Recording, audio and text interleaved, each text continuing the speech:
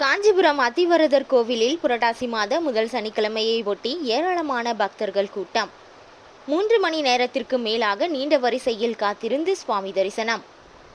108வது வைணவ திவ்ய ஸ்தலங்களில் ஒன்றாக உலக பிரசித்தி பெற்ற அத்திவரதர் கோவில் என அழைக்கப்படும் காஞ்சிபுரம் வரதராஜ பெருமாள் திருக்கோவிலில் புரட்டாசி மாத முதல் சனிக்கிழமையை ஒட்டி சுவாமி தரிசனம் செய்ய ஆயிரக்கணக்கான பக்தர்கள் வந்திருந்தனர்.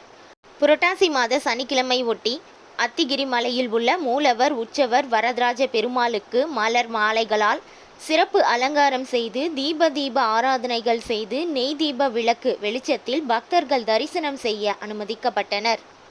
புரட்டாசி மாத முதல் சனிக்கிழமையை ஒட்டி சுவாமி தரிசனம் செய்வதற்காக உள்ளூர், வெளியூர், வெளி மாநிலங்கள் என பல்வேறு பகுதிகளில் இருந்து வந்திருந்த ஆயிரக்கணக்கான பக்தர்கள் கோவில் வளாகத்தில் 3 மணி நேரத்திற்கும் மேலாக நீண்ட வரிசைகளில் காத்திருந்து வரதராஜ பெருமாளையும் பெருந்தேவி தாயாரையும் சுவாமி தரிசனம் செய்து வணங்கி வழிபட்டனர். கோவில் வளாகத்தில் உள்ள சக்கரத்தாழ்வார் சன்னதி, அத்திவரத துயில் கொள்ளும் அனந்தசரஸ் திருக்குளத்தையும் பக்தர்கள் தரிசனம் செய்துவிட்டு மகிழ்ச்சியுடன் வீடு திரும்பினர்.